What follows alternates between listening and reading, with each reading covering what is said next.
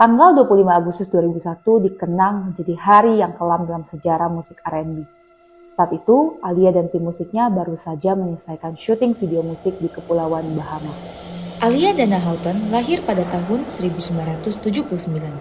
Artis yang terkenal dengan lagu Try Again dan pernah bermain bersama Jet Li di film Romeo Must Die, sudah mendapatkan 5 kali nominasi Grammy dari tahun 1999 hingga 2003, beserta dengan penghargaan-penghargaan lainnya. Saat Alia beserta kru hendak terbang dari Bandara Mars Harbor menuju ke New York dengan pesawat kecil Cessna 402B, yang mana pesawat ini adalah pesawat bermesin ganda yang populer pada saat itu.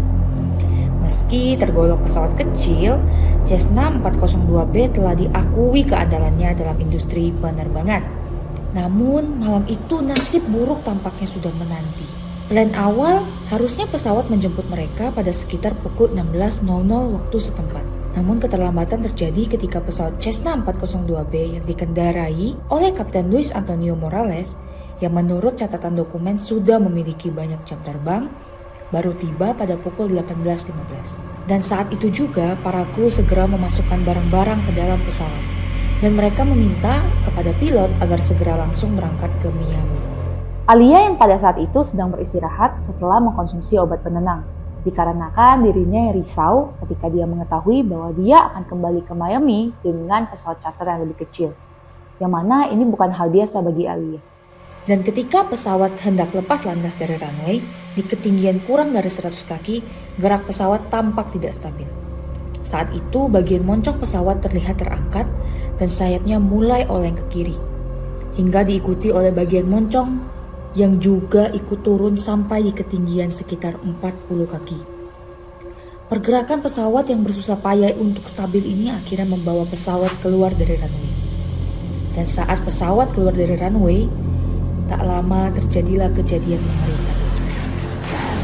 25 Agustus 2001 pukul 18.50, pesawat Cessna 402B jatuh dan meledak di dekat runway Bandara Mars Harbor, menewaskan Alia dan semua kru yang berada di dalam.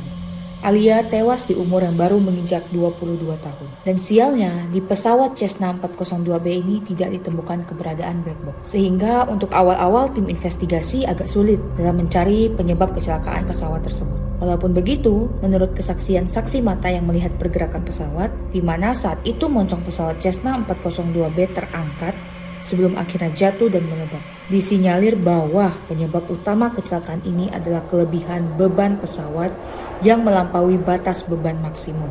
Selain itu, ada pun batas kapasitas penumpang yang ternyata juga dilanggar, di mana pesawat Cessna 402 harusnya hanya mampu menampung hingga batas 8 orang. Tetapi pada saat itu pesawat yang membawa rombongan Alia ini diisi 9 orang, dengan 2 orang diantaranya memiliki bobot tubuh yang besar.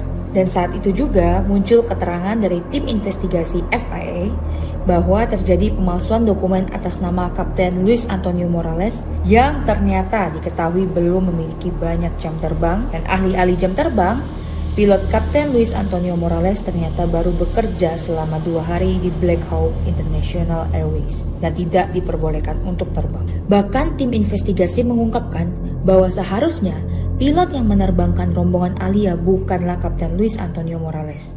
Nah, dari cerita Alia di atas, jangan sekali-kali kita melanggar SOP, apalagi meremehkan SOP mengenai kapasitas bobot pesawat.